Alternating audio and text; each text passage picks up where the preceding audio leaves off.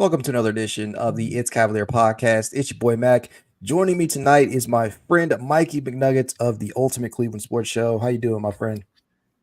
I'm like you. We're just waiting on a move to discuss, whether it's the right or the wrong one. I just want to have something to bite our teeth into and get mad about on Twitter and find the highlights, and you'll find every bucket the guy's ever scored since his third grade season of rec basketball.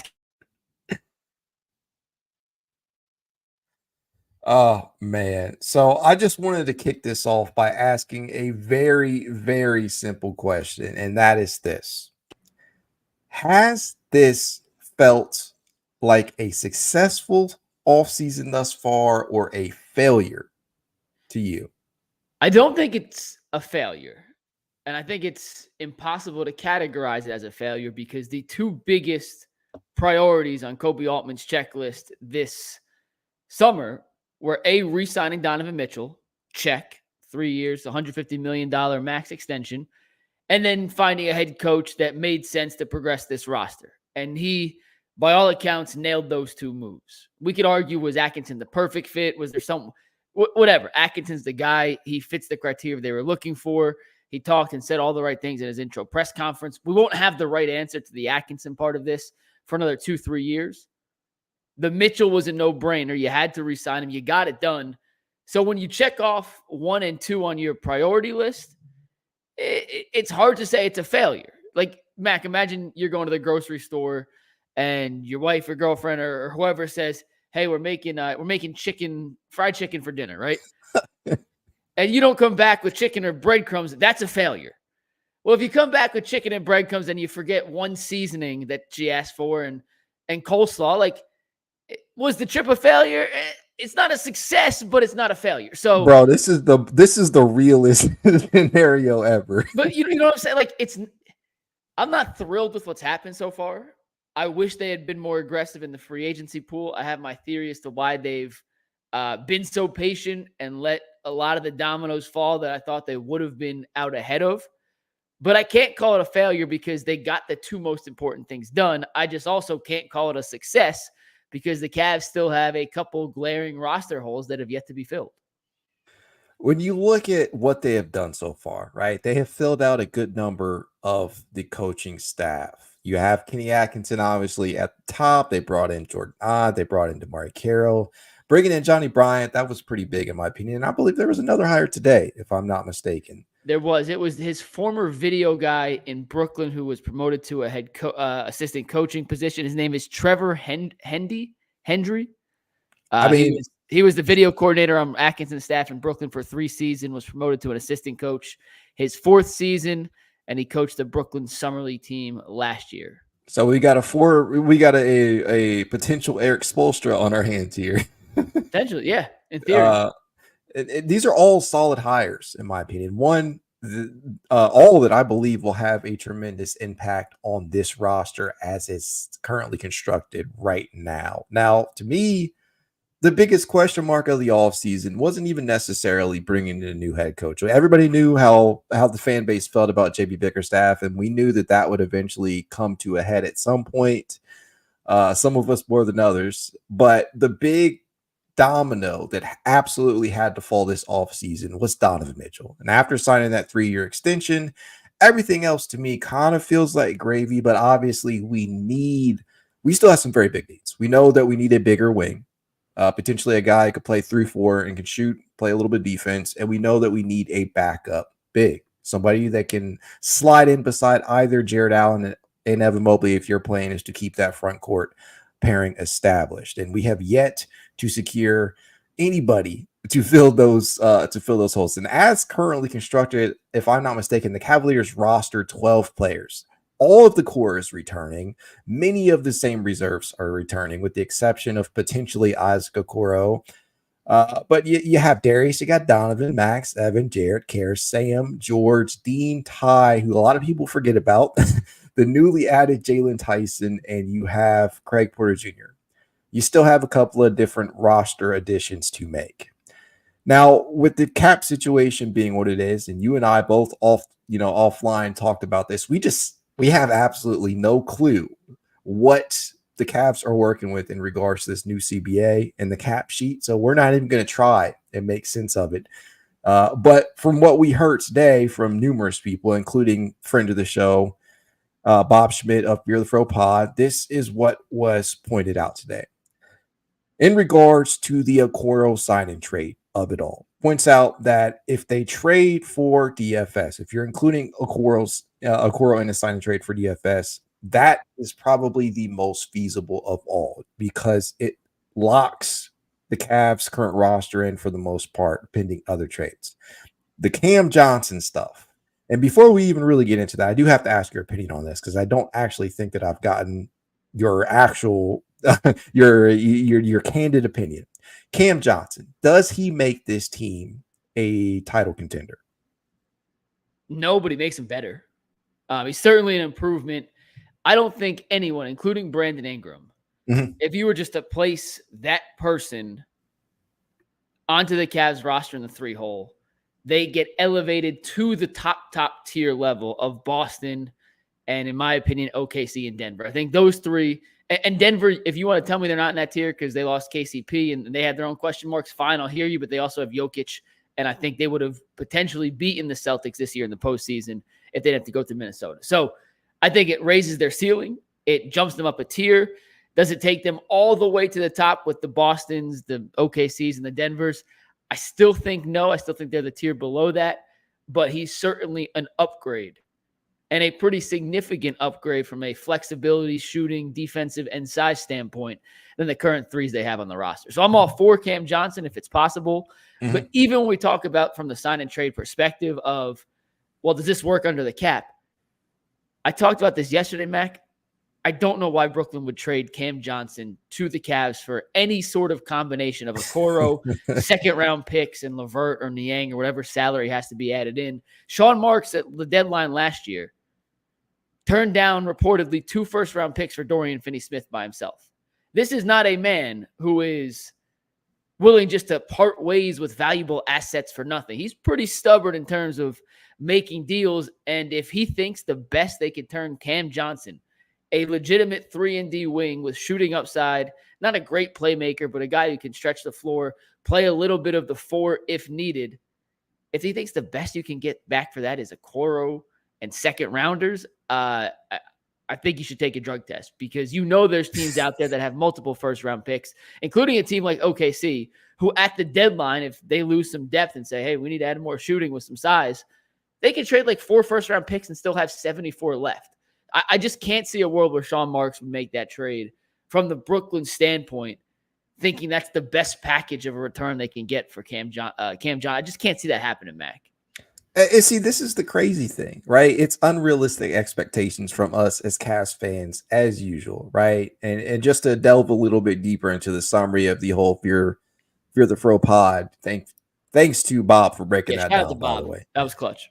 Yes, Okoro sign and trade for DFS is probably the most feasible of all, just from a salary cap standpoint. Okoro sign and trade for Johnson alone, that does not work per CBA. And an Okoro sign and trade plus salary, potentially a player like Caris LeVert in a deal for Cam Johnson would also work, but it would hamstring the Cavs moving forward. And that's the big thing. Like, you're still planning on an Evan Mobley rookie scale max extension. You still have contract decisions to make moving forward in a number of different areas. But at the end of the day, man, like, adding Cam Johnson sounds great on paper. I just don't think we have the firepower to accomplish it. I look at what some of these other teams, as you pointed out, what offers they can make. And I just do not see a world in which a Cavs team that literally has no draft capital that would really be enticing to any other team that it can send out to get a deal done. And so this leaves me with this question for you. Is there any real move that they could make outside of Cam or Dorian Finney-Smith or a DeAndre Hunter, who we haven't talked about just yet, that would actually move the needle considering what we have available in terms of assets? I mean, listen, if DeAndre Hunter's on the table, and I think he's more realistic of a viable trade partner than Cam Johnson would be, just because Atlanta, I don't know what they're doing. Like, I know it's not enough in Brooklyn's case. Atlanta just drafted Arisa Shea, number 1 overall. They traded Murray. Are they going for it now? Are they trying to rebuild? I don't know. So maybe they look at Okoro as a younger option that would fit. DeAndre Hunter raises the ceiling more than Dorian Finney-Smith does. Dorian Finney-Smith raises the Cavs ceiling more than Isaac Okoro does, in my opinion. There's not a single free agent left on the market that I think moves the needle more than 1 or 2 games tops. And that may be being generous, Mac. I'm not sure if you looked at the list of remaining free agents, but Oh yeah, it you ain't are great. down to the dollar store clearance rack in terms of the free agents left. And no disrespect to those guys. It's not that they can't play. It's just they're not needle movers in terms of elevating a team's ceiling from, 50 wins to 52 wins or whatnot. They're good depth pieces, but they're not game changers. So I think unless you're willing to break up the core 4, which Kobe Altman has given us zero indication he's willing to without the proper trade offer in front of him, I don't know how you acquire a player of the requisite skill set, talent, and fit that really changes the ceiling of this Cavs organization. Now, the big change is Kenny Atkinson and the staff. Can they get Darius and Evan and Jarrett and Donovan and also Strus and Levert and Niang and everyone else on this roster to take their games up to the next level? And if they can, is that enough to then put yourself in the conversation with the Knicks and the Celtics and the 76ers, who just got Paul George and a couple other pieces? We'll find out. And we'll find out if that internal development happens in one offseason. Sometimes it takes 2 or 3 years for guys to develop. It wasn't like Donovan Mitchell, who when he was with Johnny Bryant in Utah, went from being an average rookie to a superstar like that. Like there's a progression that takes place with these guys. And when you change coaches, sometimes the progression gets accelerated and sometimes it takes kind of 1 step back to take 2 steps forward. So we'll see how it all comes together, Mac. But in terms of the Cavs' current assets to acquire somebody, the current free agents available, unless they're breaking up the core 4, I don't know how they bring in somebody who would really excite the fan base. I just don't think the avenue is currently there. Do you think that they entered this offseason with the thought that, internal growth was really going to be their best bet in terms of actually moving the needle? Do you think that was where this was always heading? When the offseason started, my answer was no. Based on how this is all played out, I kind of think the answer is yes. And I mentioned this yesterday. Getting and trying to get inside the mind of a GM is impossible because the way we look at things from the outside as opposed to the way they look at things from the inside is completely different. Like, I don't have kids, right? But if I was coaching my son or daughter's Little League team, I bet you internally I think they're way better than they probably are from the outside. And other parents like, hey, why is little McNuggets batting second in the lineup? Because I think he's better than he is. So when Kobe Altman put together this roster with all the homegrown talent, he drafted Darius Garland. He drafted Evan Mobley. He drafted Isaac Okoro. He acquired Jarrett Allen via trade. He acquired Donovan Mitchell via trade. He acquired Mack Strus via sign and trade and George Niang and Levert. All these are pieces that he brought to the table in Cleveland. He didn't inherit any of these guys, so no one's going to give them a longer leash to succeed than Kobe Altman because he wants to see his moves blossom into what he envisioned them becoming when he put this team together. So, yeah, I do think based on how this is all played out, internal development was their best bet, and it certainly wasn't free agency. When we talk about trades, it takes 2 to tango. I know for a fact that there have been ongoing conversations with New Orleans, and it feels like there's some game of chicken being played here between the Pelicans and the Cavs in some sort of Brandon Ingram and Jarrett Allen trade. Would you pay Brandon Ingram $50 million a year for the next 4 years and give him the max contract he wants? Who knows? The Pelicans won't, and they've had him in their organization, in their practice facility, in their locker room for 4 years now, and they're not willing to make that financial commitment. So I understand why another team would be hesitant. But also, does that raise your ceiling to a point where this team could be more competitive with the other teams? There's not a perfect answer, Mac, and that's what drives, I think, us fans and just people who like to talk about the Cavs crazy, is for each move you theoretically could make, there's no slam dunk. There's a legitimate downside to everything. Well, hey, just trade Garland. Well, do you have a point guard that makes sense? Get rid of Jarrett Allen. Well, can Evan Mobley play the center for 82 games? We don't know. Is Brandon Ingram the right fit, and is he worth a max contract? And if you do, that locks all your financial flexibility up for the next 4 years because essentially you have 4 or 3 max players and then a couple guys making high salaries and role positions. I don't know the right answer. I don't know if there's a perfect answer, but I do think they came into this offseason expecting to make more of a move And then the trade partner there just hasn't been willing to either match their price or meet their demands in return for whatever their asset they're dangling out there is. Do you think that ultimately changes the expectations for where this team should be heading into next season then? No, because they sold us on tangible progress, right? Like, hey, we have to win a playoff series. That is our goal this year. And they beat Orlando, and it still wasn't enough for JB to keep his job.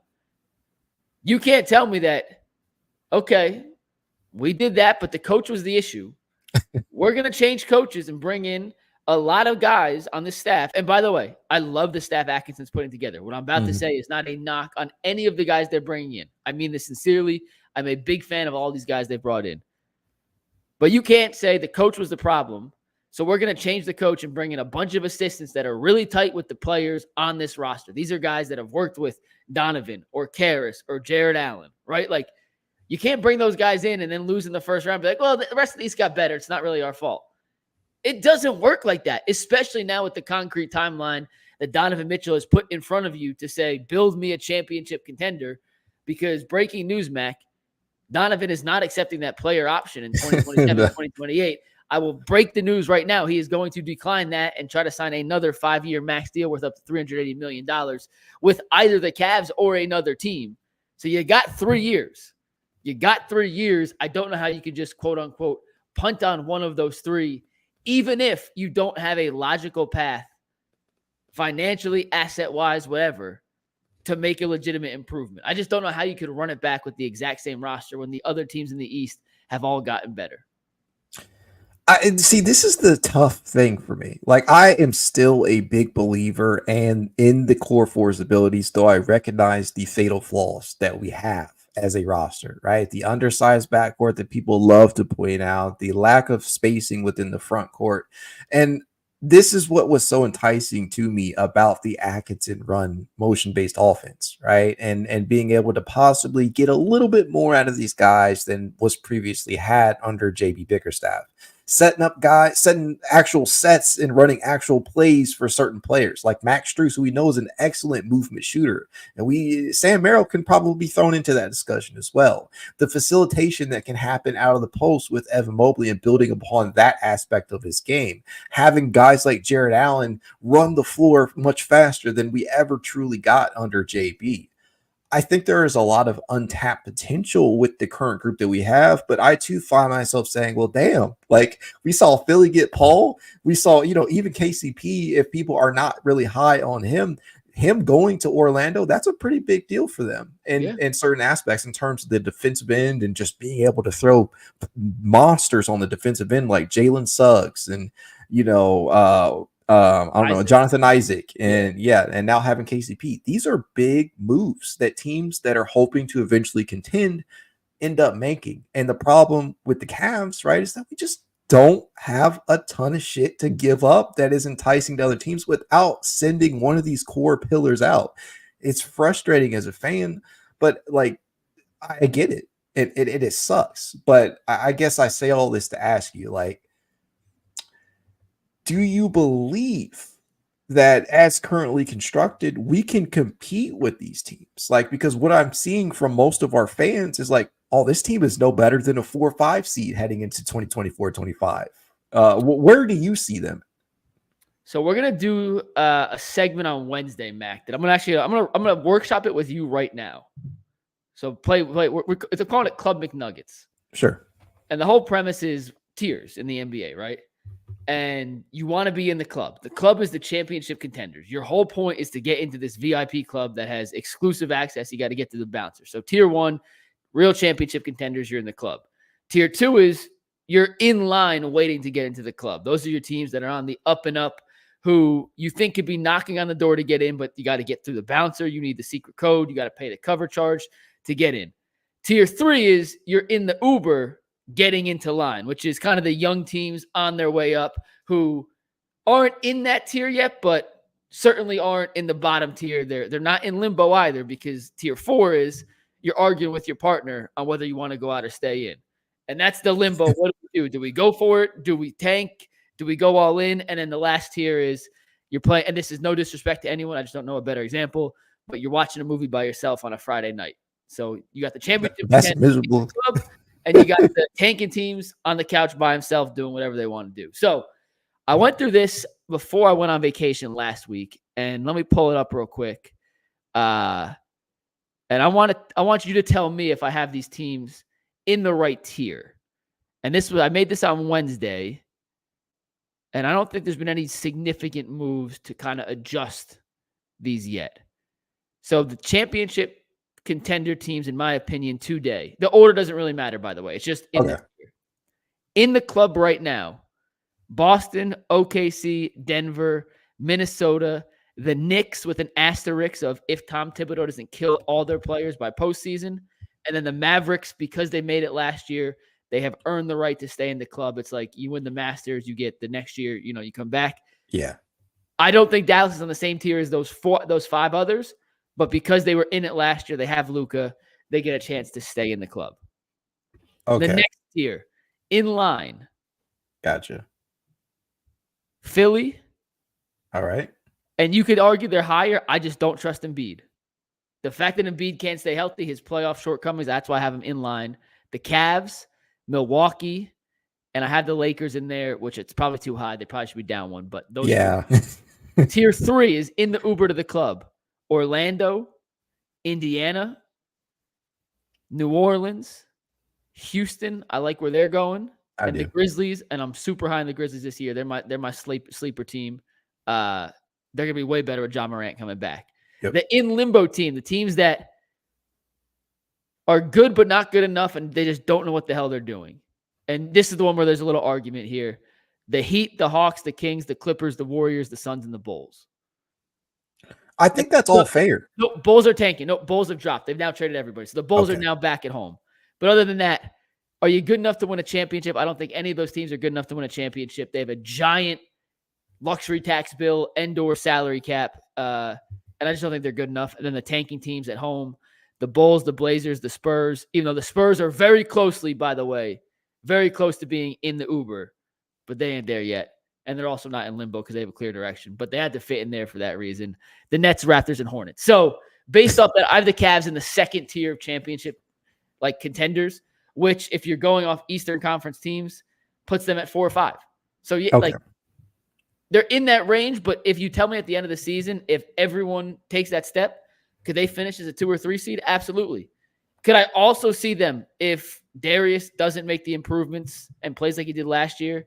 If the shooting never pans out for Evan Mobley and him and Jarrett Allen don't work out in this new offense, could I see them finishing 6th or 7th in the East? I don't think that's crazy. I wouldn't expect it. I wouldn't bet it, but I don't think it'd be crazy. I think 45 wins could be the 6th or 7th seed this year. Do you consider is that the worst case scenario for Cleveland, you think, this year? 45 wins, 45, and what does that make you? 45 and 37, like 7th, 8th seed. Let's just call it 7th, 8th seed. They're too good. You look at, they're too good not to be a good team, but also you're banking a ton on internal development, all to happen in one offseason. At some point, you can only develop so many guys, right? Not everyone's gonna make a jump every year. Even Oklahoma City. SGA made a jump. Then it was Jalen Williams. They're hoping Chet Holmgren makes the jump this year. Lou Dort took 3 or 4 years to develop. Those guys are all coming together because they're the same age now. But it wasn't an overnight, boom, all of a sudden, they were all incredible simultaneously. It's a lot, and I mean a lot, to expect it to happen in one offseason. So I don't think it'd be crazy for the Cavs to, in theory, take a step back, even if they're on the right trajectory long term. Okay, and then conversely, what is the best case? Now, obviously, the best case scenario is to win a title, but from a realistic standpoint, in your opinion, what's the best case scenario as currently constructed for this team? Best case scenario is Evan Mobley takes the leap from being a good player to a all NBA conversation type player. I'm not sure he's going to make all NBA next season with the new rules. It's not even positions. Can he be a top 15 guy next year? I think that would be a monumental jump. But if he can get into the conversation where Bill Simmons and Ryan Russillo are making their all NBA ballots and man, you know who's tough to leave off? Evan Mobley, 23, 12, 2.5 blocks, 4 assists a game. The focal point of the Cavs' second half surge. He really had a great season. All right, so you bring that into the equation. Donovan stays healthy. Jarrett Allen in this new offensive scheme where Kenny Atkinson wants you to get the rebound and run. I think he has a chance to thrive because he is way more, and I mean way more athletic than I think he gets credited for. He looks a little stiff. He looks a little wonky. That dude's a gazelle in the open court when he gets the opportunity to run, which was very rare and infrequent under this JV Bickerstaff regime. So he takes the step. Darius refines his form. Strus shoots like he did in Miami. Emoni Bates breaks out of the G League and adds some much-needed size at the wing position and a three-point shooter. If it all pans out in that regard, this team could win 54 games next year. Like, they have maybe as big of a range in terms of seeding with as little range. I see them anywhere between 45 and 55 wins. I'd be a little surprised if they win more than 55. Like I'm looking on ESPN right now. I think only 2 teams won more than 55 games last season. I will confirm that for you in 1 sec, Mac. Only one team in the East and 4 teams in the West did. So, like, we're talking that'd be an incredible top 2 finish, most likely. The East is going to be a gauntlet. I think the division's tougher. Like, they play Indiana a couple times in the division, Milwaukee. Chicago's completely out of it, whatever.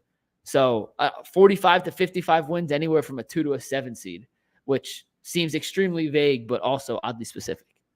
I mean, it sounds like that, but in an ever-increasing, like, competitive landscape like the NBA and the Eastern Conference in particular, in my opinion, is that could be seen as a successful season, at least during the regular season, playoffs notwithstanding. But I think, for me, I see this team taking a slight step forward in terms of what Kenny Atkinson can bring to the table and how the usage of these guys will truly impact the team as a whole. But I don't know. We're still missing a few pieces. I just can't lean all the way in like I have in years past. I've been gung-ho, like, oh yeah, we're contenders, but I just can't do it as of right now based upon what we have seen some of these other teams make. And I've never truly been the type of fan that says, well, fuck, we need to keep up with the Joneses. We need to make sure that we're keeping pace with the Knicks or Philly and some of the things that they've been able to do. But it's getting harder and harder to sit here and not just face the facts. But what I want to do now is just play. Wait, Matt, can I add one thing to that real quick? Sure. The Cavs won 48 games last year. The Cavs can win 45 games in the regular season and technically take a 3-game step back from last year's record and be a better team come playoff time. I am not going to be beholden to the regular season record. I don't care if they get 50 games. If they have to sacrifice a few games early in the season to figure out different things in the offense that work well and what doesn't work well, that they have to punt a game or 2 in the middle of the year to let Evan Mobley become the focal point of the offense and see if he can handle that extra responsibility, I am A-OK 1,000% behind Kenny Atkinson and the staff doing that. Even if it drops them from the 3 to the 4 seed or the 4 to the 5 or even the 5 to the 6, they need to figure out come playoff time what works and what doesn't work when push comes to shove. We have learned time after time again, winning 50 games in the regular season don't mean jack shit if you can't run an offense in the postseason. So I am okay if the final regular season record doesn't indicate quote unquote progress, if the reality is the team is more well-equipped to execute in the postseason, because earlier in the year, they said this random game against Atlanta on a Tuesday night, we're running everything through Evan and Jarrett and seeing what they can handle and what they can't, rather than running your traditional offense, letting Donovan go off, letting Darius do what he does. I'm okay with the lack of quote-unquote wins in the micro if on the macro they're better positioned for the postseason. You hit the nail on the head, man. Honestly, this team could win 60 games, and it wouldn't mean shit to me. Exactly.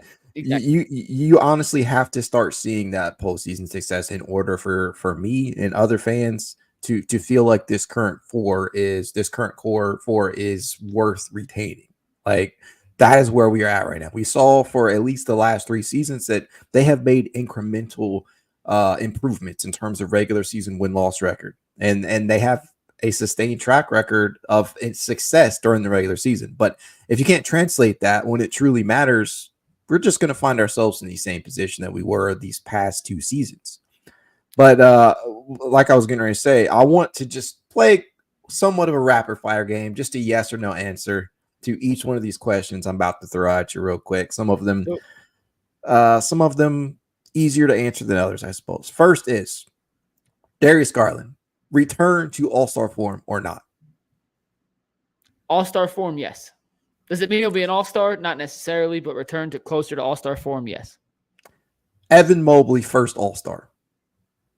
No. And doesn't mean he won't make improvements either, but there's a lot more good players in the East today than there were last season. And to be an all-star, you got to be one of the top 12. I can name 15, 16 guys right now that are closer to being an all-star and better than Evan Mobley today. Doesn't mean he can't. And I know you said yes or no. The answer is no, he will not be an all-star, but it doesn't mean he can't improve and be in that conversation. All out. Okay. Jalen Tyson, year one contributor. Yes. Emoni Bates cracks the rotation. No. Kenny Atkinson, top 3 finalists for Coach of the Year.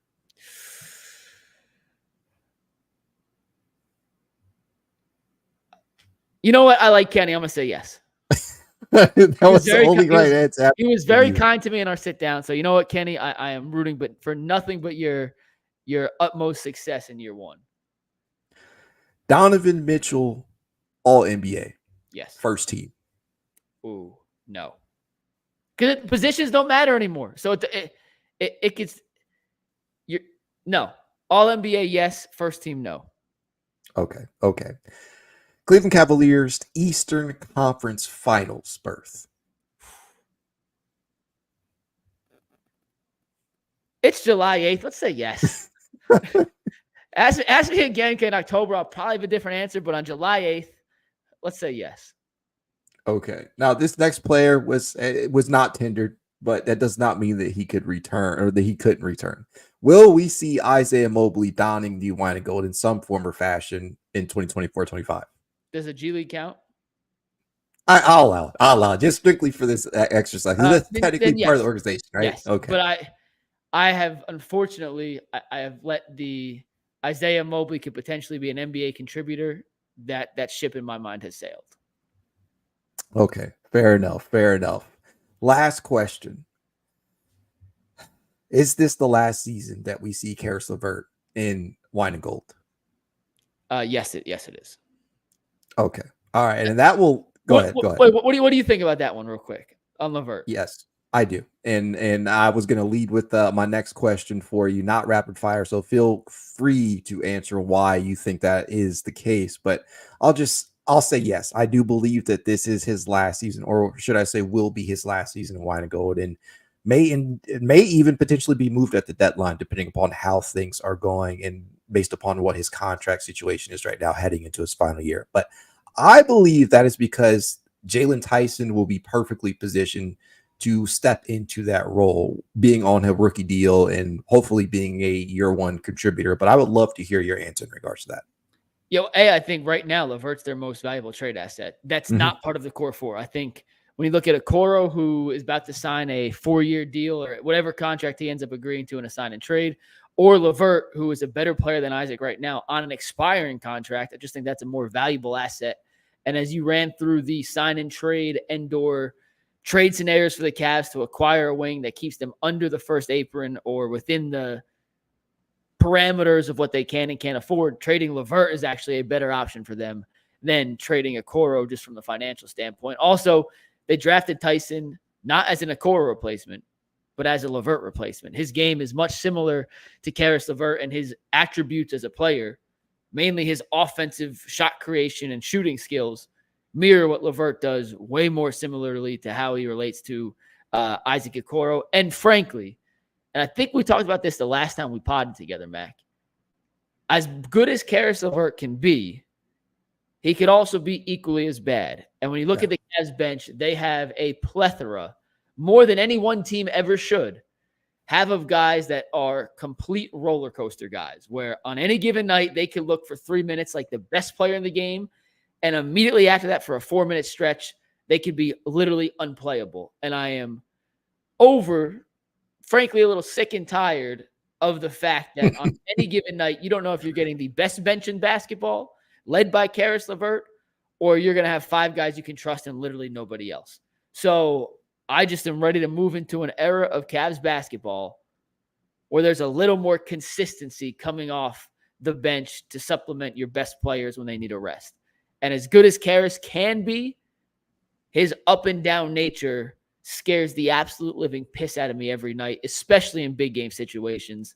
And if he was more good Caris than bad Caris in the playoffs, and in back-to-back years he hasn't been, I'd be like, okay, you can live with it through the regular season, because in the playoffs, he locks it in. That hasn't been the case. So as good as Caris can be, I think I'm okay using that $16 million elsewhere to find a guy who's a little more consistent next summer. It saddens me to admit that myself, because when we acquired Caris LeVert, I was over the moon, and now we've had the full Caris LeVert experience, the roller coaster that he can bring, the highs, the lows. It's literally peaks and valleys with him, and it can be the most frustrating experience as a fan ever. And when you look at the versatility that this man can give you, he fits the modern NBA, because he can really be plugged and played into a litany of different positions. But the problem is that the Cavaliers, they don't have assets to work with, and he is truly a jack of all trades and a master of none. You have to start getting pieces that fit a little bit better. And I think when you draft a Jalen Tyson, a guy that can facilitate, play the one primarily at Cal, right, can play off ball, as we have seen LeVert do at times, and looks like he could potentially be a solid defender at the NBA level, has about the same size. It fits. It tracks. And if you're moving off of Caris LeVert, that could potentially open the door for some of these other guys who he's kind of standing in the way for, be it Craig Porter Jr. or, Jalen Tyson, maybe even Luke Travers down the line. You never truly know. They have a logjam of guys that play the 2-3, and very, very few who play the 3-4. I mean, you look at, Craig Porter Jr. is a 1. He's not a 2. Darius is a 1. Donovan's a 1-2. But then you have guys like, and Sam Merrill's not a 3 by any means, but he's a 2-3 archetype. Max Strus, a 2-3 archetype. Okoro, a 2-3 archetype who can play a little point guard, but is definitely more of a 2-3. Jalen Tyson can touch a little bit of point guard, but definitely a 2-3. Isaac Okoro doesn't play point guard, 100% a 2-3 who can play a little bit of 4 if needed, but is 6'5" at the end of the day. That's why a guy like Dorian Finney-Smith, even if he's not a massive upgrade over Isaac Okoro, he's a 3-4 that kind of clears the logjam for other guys to see what they can do. And that's the Cavs' biggest issue right now, is they just have overlapping skill sets, size, and positionality to where it's hard to put a 5-man lineup on the floor that can mix and match more versatile lineups, because 4 of their best bench players are essentially copy and paste from a physical standpoint. I mean, I know it doesn't seem like this, but Sam Merrill and Caris LeVert are almost the exact same size. It does not seem like that at all. And Isaac Okoro are almost the same size. Okoro's a little stronger and more muscular, but Sam Merrill's 6'4". Isaac Okoro's 6'5".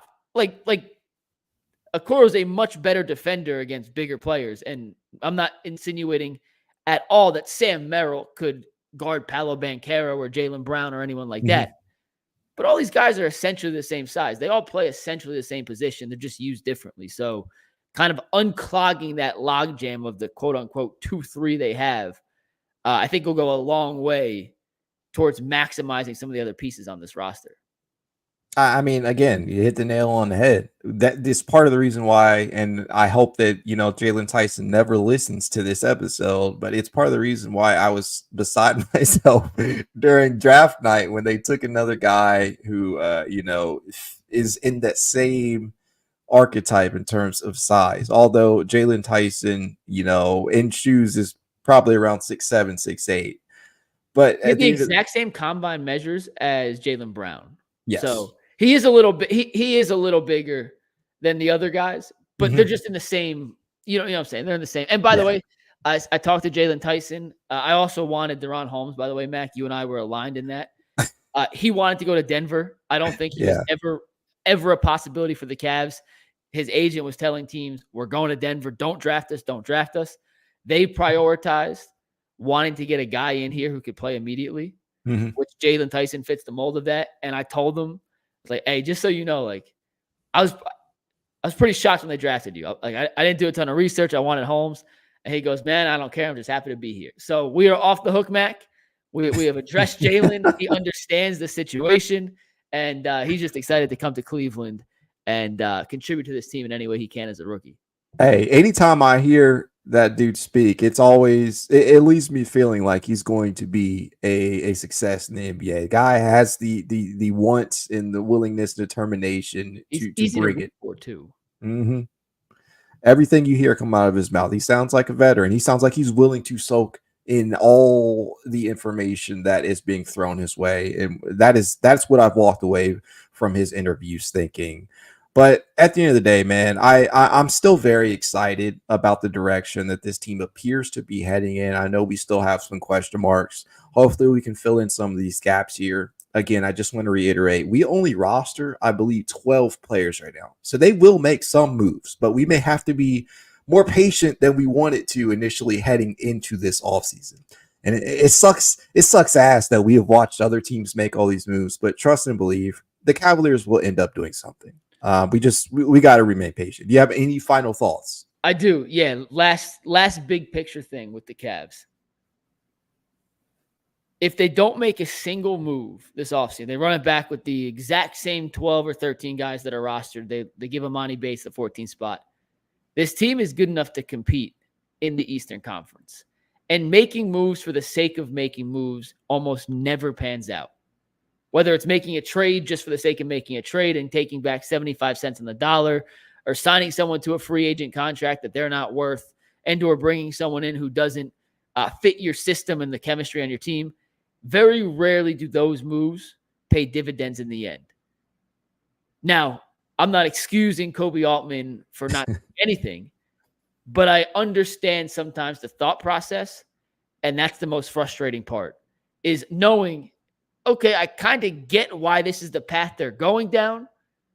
I just would much rather take the other route. You know what I mean? Mm-hmm. So I do think in the big picture, it is worth remembering that this Cavs team should be better based off internal improvement, which, by the way, every team is banking on that. Like, the Cavs aren't the only team saying, hey, well, Darius is going to get better. Well, the Knicks are also saying Brunson was good. He's going to get better, and DiVincenzo can get better, and Miles. So let's not just think the Cavs are the only team that is going to get better. However, a new scheme, a new system, a new philosophy should help unlock some of the shackles that was holding this team back offensively the last couple of seasons. And by doing that and having a more explosive offense combined with a defensive structure that's already in place, this Cavs team should look a lot different. And trying to put any realistic top-end goals or bottom-end floors and basements, it's tough to do, and we don't know what this team's going to look like. So I wish they had been more aggressive. I get why they haven't been more aggressive. It is 100%, in my opinion, tied to the Okoro sign and trade and being scared to get into the luxury tax, which makes it even more frustrating because I can't even understand it. And at least if it's going to piss me off, I wish I knew what I was pissed off about. Right. All I know is I'm mad at some apron, and it's not the one that I usually get mad at because I spill something when I'm cooking. But big picture, the Cavs, regardless, should be competitive next season. Is competitive enough? That's up to you. And I'm not talking to you, Mack. I'm talking to everyone who's watching this right now, because there's a valid argument to say competitive is not enough. It's not. And how competitive will be determined by what Kenny Atkinson can get out of this group next season. But if they don't make a move, they still will be competitive. It's not like they're going to fall off the face of the earth. I just see the full potential of this team with the right on the margins piece that can improve them from maybe good to very good or very good to great or whatever that marginal improvement is. And I'm just sitting here a little frustrated we don't have that move to discuss. I want to break down some more film is essentially what I'm trying to say, Mack. I just want somebody to come into my life that I can figure out what place he's going to run under Kenny Atkinson's offense and how he fits with Donovan, Darius, and those guys. So I just rambled for 2 minutes. I don't think any of that made any sense. And we talked for 45, and that was the worst sentence I've put together in this whole podcast. So I think it is time to officially end because I'm losing it, Mack. Hey, that is Mikey McNuggets, Ultimate Cleveland Sports Show. You can catch this man every day, basically. They release content every day, no lie. I'm Mack Perry. I try and stream as often as I can. If you would like to reach out, you know how you can. It's Cavalier_pod on Twitter, TikTok, Instagram, YouTube, and more. If you want to be added to the It's Cavalier Discord chat, you know what to do. Leave a rating, leave a review, send a screenshot of said review to itscavalier53@gmail.com, and I will send you an invite. That said, Press that like button, as Momo says down there. I was not going to let that slip by before I get out of here. Smash it. Smash the like button and subscribe. Do both. Go Cavs.